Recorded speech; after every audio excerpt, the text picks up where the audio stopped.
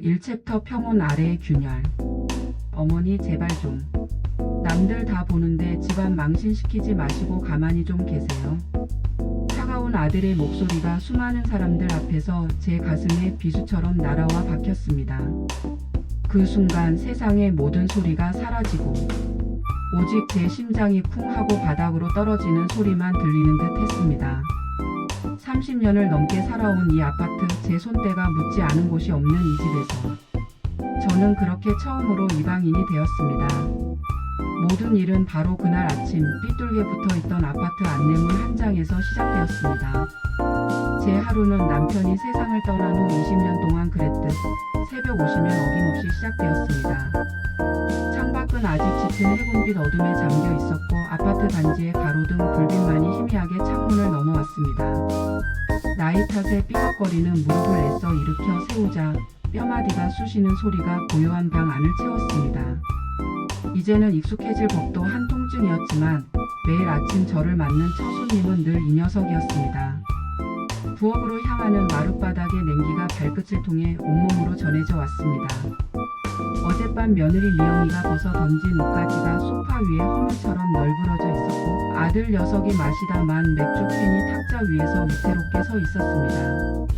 그걸 조용히 치우는 것으로 제 하루는 진짜 시작을 알렸습니다. 쌀을 씻기 위해 손을 담근 물은 얼음장처럼 차가웠지만 이 쌀로 지은 밥을 먹고 하루를 시작할 가족들을 생각하며 몇 번이고 정성껏 행궈냈습니다. 보글보글 된장찌개가 끓는 구수한 소리, 기름 위에서 노릇하게 익어가는 두부 부침의 고소한 냄새. 이 집의 아침을 깨우는 것은 알람 소리가 아닌 언제나 저의 몫이었습니다. 식탁 위로 정성껏 차린 반찬들이 하나둘 자리를 잡았습니다. 짭짤하게 조린 연근 조림과 아삭한 오이 무침, 며칠 전 꼬박 하루가 걸려 만든 깻잎장아찌까지. 멸치볶음은 뼈가 약한 아들 진우를 위한 것이고 폭신한 계란말이는 손주 녀석들이 없어서 못 먹는 반찬이었죠. 미영이를 위해서는 일부러 슴슴하게 끓인 시래기국도 따로 떠놓았습니다. 그렇게 온 가족의 입맛과 건강을 고려한 아침상이 완벽하게 차려지고 나서야 저는 식구들을 깨웠습니다. 진우야, 아침 먹어라. 미영이도 어서 나오고. 가장 먼저 나온 아들 녀석은 잠이 덜 깬 얼굴로 식탁에 앉아 스마트폰부터 들여다보았습니다. 제가 막 담근 김치를 한 점 올려주자 녀석은 미간을 살짝 찌푸렸습니다. 어머니, 오늘 김치가 좀 짠데요. 그래? 어제 새로 담근 거라 아직 덜 익었나 보구나. 다음부턴 좀 신경 써주세요. 아침부터 짠 거 먹으면 속 부대껴서 일에 집중이 안 돼요. 정말이지 내 건강을 신경 써서 밤새 절이고 양념한 김치였습니다. 어릴 적엔 이 김치 하나만 있어도 밥 두 그릇을 뚝딱 해치우던 녀석이었는데 고맙다는 말은 바라지도 않았지만 아침부터 듣는 아들의 첫마디는 늘 이런 식의 날카로운 평가였습니다. 뒤이어 나온 며느리 미영이는 시래기국을 한 숟갈 뜨더니 보란듯이 숟가락을 내려놓았습니다. 어머니, 국이 너무 심심해요. 간을 하신 건 맞아요? 마트에서 파는 국보다 맛이 없네요. 내 건강 생각해서 일부러 간을 약하게 했다. 제 입맛은 생각 안 하세요? 전 이렇게 싱거우면 밥 못 먹어요. 미영이는 그렇게 말하며 소금을 툭툭 털어 넣었습니다. 온 가족이 둘러앉은 아침 식탁이었지만 그곳에 따스함은 없었습니다. 오직 각자의 스마트폰 화면을 들여다보는 소리와 신경질적으로 달그락거리는 수저. 소리만이 그 공간을 채울 뿐이었습니다. 저는 그저 묵묵히 식구들 그릇에 반찬을 올려주었습니다. 마치 이 집의 식사를 책임지는 식당 주인처럼 그저 제 의무를 다할 뿐이었습니다. 식구들이 모두 현관을 나서고 텅 빈 집, 식탁 위에는 전쟁이라도 치른 듯 빈 그릇들만 어지럽게 널려 있었습니다. 저는 그제야 식어버린 밥 한 덩이에 남은 반찬을 얹어 첫 술을 떴습니다.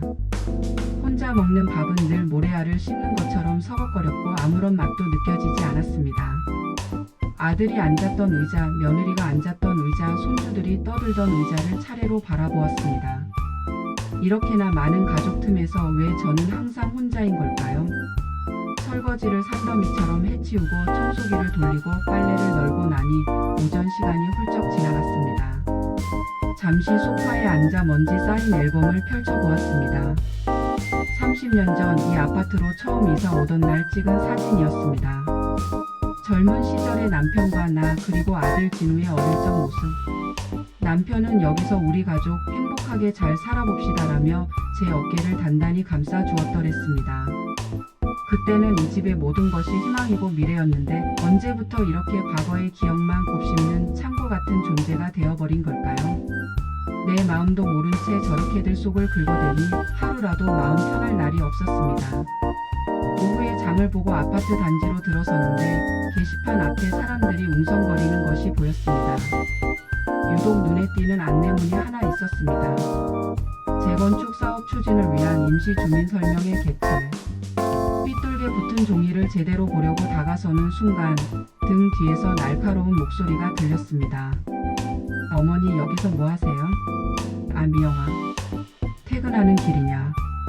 여기 안내문이 붙어있기에. 미영이는 제 손에 들린 안내문을 보더니 질색하는 표정으로 한숨을 쉬며 그것을 휙 낚아챘습니다. 어머니 이런 건 보실 필요 없어요. 어려운 말만 잔뜩이고 복잡하기만 하고 어차피 저희가 다 알아서 할 거예요. 그래도 30년을 산 우리 집 일인데 나도 알아야 하지 않겠니? 아유 어머니가 뭘 아신다고 그러세요. 괜히 이상한 사람들 말에 휘둘리지나 마시고요. 그냥 저녁 준비나 신경 써주세요. 오늘 진우 씨 회사에서 중요한 손님 온다고 했어요. 그렇게 제 손에서 안내문을 빼앗아 자기 가방에 구겨 넣는 며느리의 모습에서 저는 또 한 번 높고 투명한 벽을 느꼈습니다. 저녁이 되고 퇴근한 아들에게 다시 조심스럽게 재건축 이야기를 꺼냈습니다. 거실 소파에 누워 TV를 보던 아들은 제 말에 눈길 한 번 주지 않았습니다. 진우야 낮에 보니 재건축 설명회를 한다더구나. 우리도 한번 가봐야. 제 말이 채 끝나기도 전에 아들은 리모컨 버튼을 누르며 건성으로 대답했습니다. 됐어요. 그런 데는 젊은 사람들이 가서 따질 건 따지고 하는 거지 어머니가 가셔서 뭘 하시겠어요. 앉아만 계시다 오실 텐데. 그래도 집주인인데 내용은 들어봐야지. 어머니는 그냥 저희가 하자는 대로만 하시면 돼요. 그게 제일 편한 길이에요. 괜히 머리 아프게 신경 쓰지 마세요. 아시겠죠? 가장 편한 길이라니. 그건 너희에게나 편한 길이겠지요. 이 집에서 내 목소리와 내 생각은 그저 너희의 편안함을 위해 존재하지 않아야 할 소음일 뿐이라는 말처럼 들렸습니다. 그날 밤 저는 잠을 이룰 수 없었습니다. 아들의 차가운 목소리와 며느리의 날선 눈빛이 번갈아 떠오르며 밤새도록 가슴을 쳤습니다. 30년입니다. 이 낡은 아파트 구석구석 제 눈물과 땀이 배어있지 않은 곳이 없습니다. 벽에 생긴 작은 금 하나까지 제 손으로 메웠고 삐걱거리는 문짝에 기름칠을 한 것도 저였습니다. 그런데 이제 와서 저더러는 아무것도 모르는 늙은 인이 잠자코 있으라니요. 서러움에 북받쳐 오르던 눈물이 어느 순간 분노가 되어 심장을 뜨겁게 달구기 시작했습니다. 이 집의 역사는 나 자신인데 그 역사를 지우고 권리만 챙기려는 저들의 모습에 참을 수 없는 무언가가 속에서부터 들끓었습니다. 어둠 속에서 일어나 조용히 거실을 거닐었습니다. 벽에 걸린 가족 사진 속에서 저는 웃고 있었지만 제 자리는 늘 맨 가장자리였습니다. 문득 결심이 섰습니다. 더 이상 그림자처럼 살 수는 없다고. 더 이상 투명 인간으로 남을 수는 없다고. 다음 날 아침 저는 평소보다 조금 더 단정하게 옷을 차려입었습니다. 그리고 식탁 위에 쪽지 하나를 남겨두었습니다. 오늘 설명회 엄마 혼자 다녀오라. 그것은 제 인생에서 처음으로 가족의 뜻을 거스르는 아주 작지만 가장 큰 반란의 시작이었습니다. 아들 내외가 출근하고 손주들까지 학교로 떠난 집안은 텅 비어 있었습니다. 식탁 위에 놓인 제 쪽지를 보았다면 어떤 표정을 지었을지 알 수 없었습니다. 하지만 이상하게도 두렵지 않았습니다.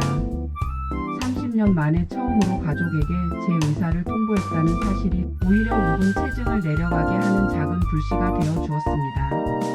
설명회가 열리는 아파트 관리사무소 2층 회의실로 향하는 걸음은 무거웠지만 마음만은 똑바로 앞으로 나아가고 있었습니다. 삐걱거리는 낡은 계단을 한 한 칸 오르자 벌써부터 웅성거리는 사람들의 목소리와 탁한 담배 냄새가 섞여 흘러나왔습니다.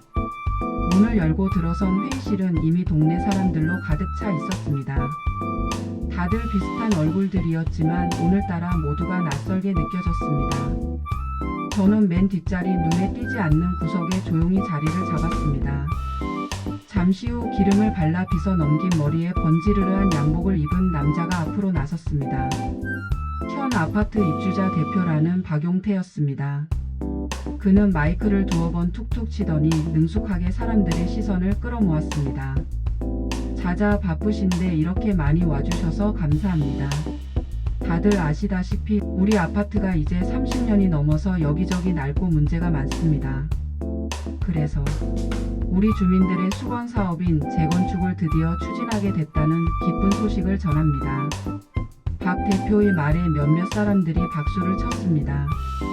그는 만족스러운 미소를 지으며 알아듣기 힘든 어려운 용어들을 쉴 새 없이 쏟아내기 시작했습니다. 용적률이니 건폐율이니 시공사 선정 우선 협상 대상자니 알아들을 수 없는 말들이 회의실의 탁한 공기 속을 둥둥 떠다녔습니다.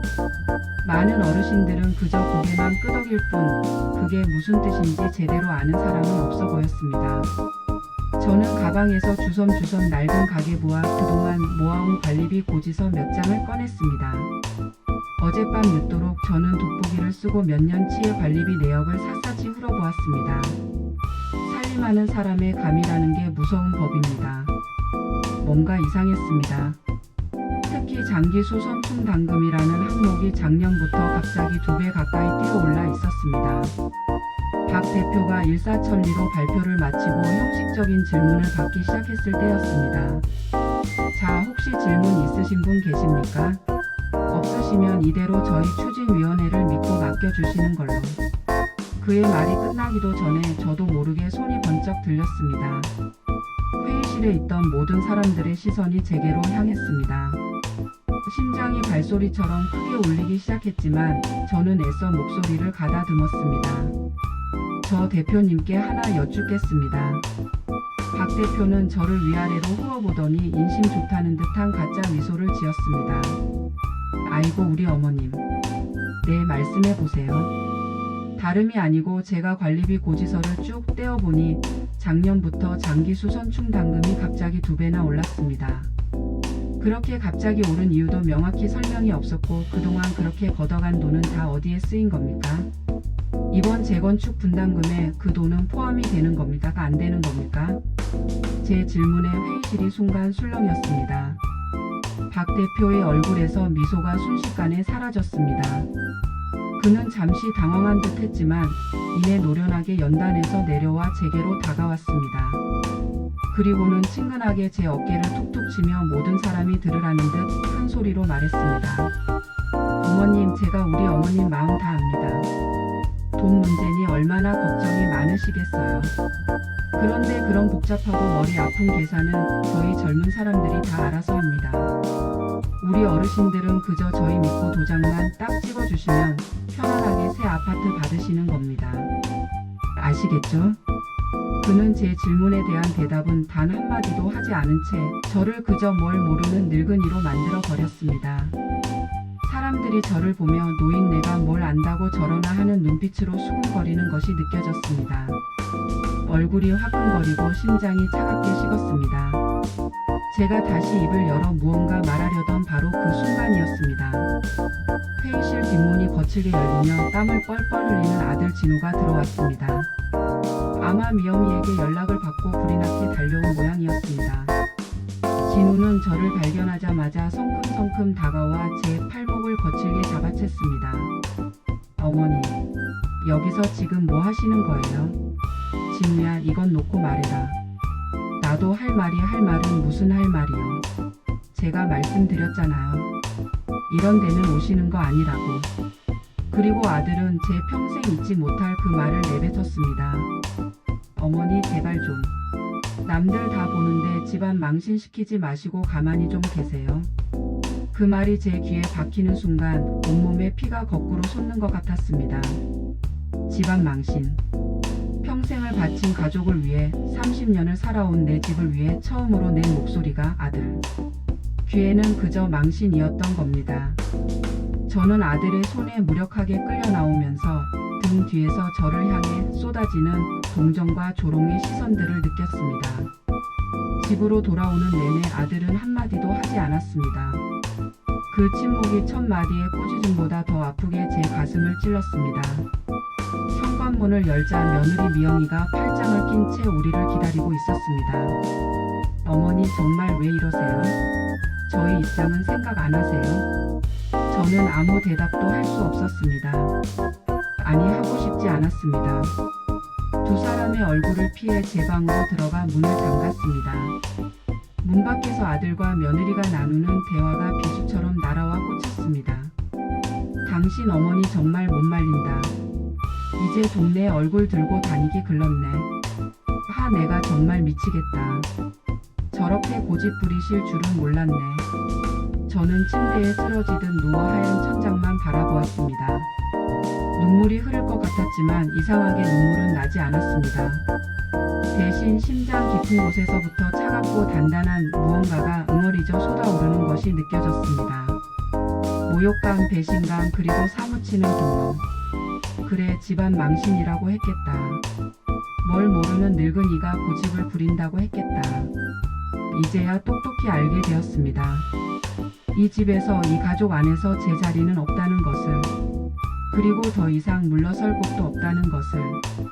저는 자리에서 일어나 아까보다 더 단호한 손길로 책상 서랍에서 낡은 가계부와 관리비, 고지서들을 다시 꺼내 펼쳤습니다. 이전과는 다른 눈으로, 차갑게 분노하는 눈으로 저는 그 숫자들을 노려보기 시작했습니다.